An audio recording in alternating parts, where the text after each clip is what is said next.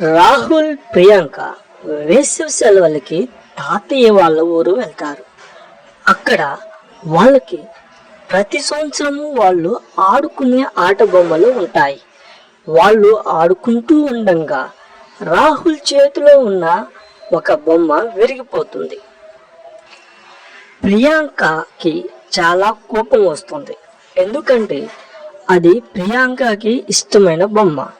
ఇంతకు ముందు సంవత్సరం వేసవి కాలంలో రాహుల్ అడిగాడని ప్రియాంక తన బొమ్మని రాహుల్కి ఇస్తుంది. తనకు నచ్చిన బొమ్మ విరగటంతో కోపోద్రేకురాలైన ప్రియాంక రాహుల్ని అరుస్తుంది.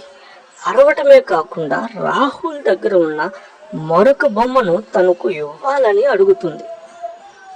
రాహుల్ ఇవ్వను అనడంతో ప్రియాంక రాహుల్ దగ్గర ఉన్న బొమ్మను లాక్కుంటుంది. రాహుల్ అరుస్తూ ఇది నా బొమ్మ, నాది నాది అంటూ తను కూడా లాక్కోవడం మొదలు పెడతాడు.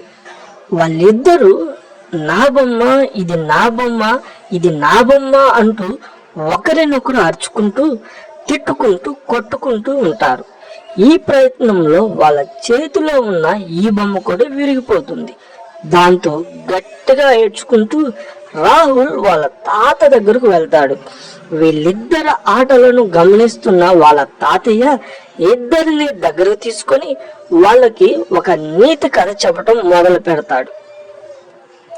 సింహాల దేశానికి కీతీసుడు రాజుగా ఉంటాడు. రాజ్యంలో ప్రతి ఒక్కరూ అతనికి భయపడవలసిందే. అతను వేసే శిక్షలు కానీ పన్నులు కానీ చాలా భారంగా కఠినంగా ఉంటాయి. ఒక పేద వృద్ధ జంట లేక పుట్టిన తన కొడుకుని పెట్టుకుని జీవనం సాగిస్తూ ఉంటారు. వారు చెల్లించాల్సిన పన్నుల్ని చెల్లించకపోవడంతో రాజ సైనికులు వచ్చి ఇంటి యజమానిని తీసుకువెళ్ళిపోతారు. రాజు సైనికులు తీసుకువెళ్ళిన వాళ్ళు తిరిగి మరలా తమ గృహాలకు చేరుకోవటం అసాధ్యమైన పని. పన్నుల్ని కట్టని వాళ్ళని బానిసలుగా వాడుకొని వారి జీవితాంతం వరకు అక్కడే ఉంచుతారు. ఆ తల్లి ఆవేదనతో కుమారునితో, నాయన నువ్వెక్కడుంటే నిన్ను కూడా వాళ్ళు తీసుకుని వెళ్తారు. నువ్వు ఎక్కడికైనా వెళ్ళి తలదాచుకోమని చెబుతుంది. ఆ కుమారుడు, అమ్మా, రాజ్యంలో వాళ్ళని దాటి మనం ఎక్కడికి వెళ్ళి దాక్కునగలవమ్మా, నేను నీతోనే ఉంటాను అని అంటాడు. తల్లి భయపడుతున్నట్లుగానే రాజ సైనికులు ఉన్న కొడుకుని కూడా తీసుకొని వెళ్ళిపోతారు. దీంతో ఆ తల్లి మనోబాధ వర్ణనాతీతం. ఆసరాగా ఉంటాడన్న తోడు లేక తనకు ఆధారం అవుతాడని అనుకున్న కుమారుడు దూరమయ్యేసరికి మరింత బాధతో అనుదినము జీవనం సాగిస్తుంది. రాత్రింబగళ్ళు ఎంతో వేదనతో బాధతో తను ఉంటుంది. కొన్ని దినాలుగా ఆ ముసలి తల్లిని గమనిస్తున్న ఒక మహర్షి ఆమె దగ్గరకు వస్తాడు. ఆమెను ఓదార్చి ధైర్యాన్ని చెప్పి తన దగ్గర ఉన్నటువంటి ఒక చెంబుని, ప్రత్యేకమైన వస్త్రాన్ని ఆమెకిస్తాడు. ఇది నీ అవసరతలు అన్నిటినీ తీర్చేంత వరకు నీకు ఆధారంగా ఉంటుందని చెబుతాడు. దాని యొక్క ప్రత్యేకతలు కూడా ఆమెకు వివరించి తను వెళ్ళిపోతాడు.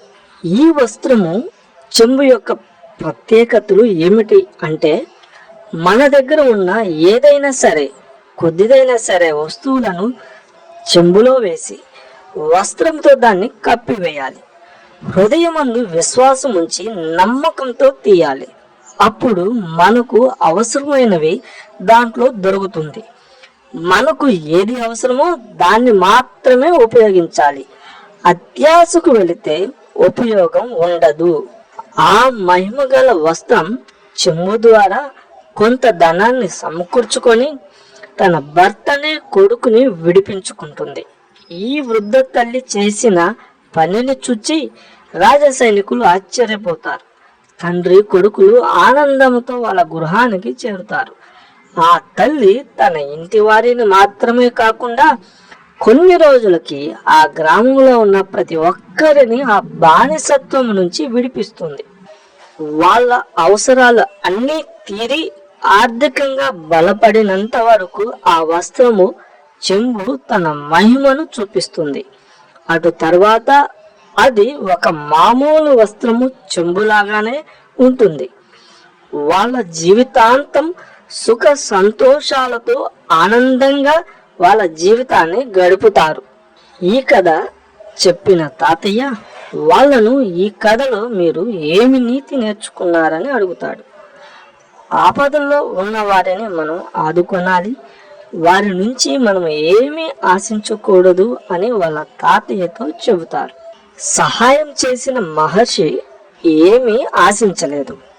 సహాయం పొందుకొని తన ఇంటి వారిని విడిపించుకున్న ఆ వృద్ధ తల్లి పొందిన సహాయాన్ని మర్చిపోకుండా ఏమీ ఆశించకుండా తన గ్రామస్తులకు సహాయం చేసింది.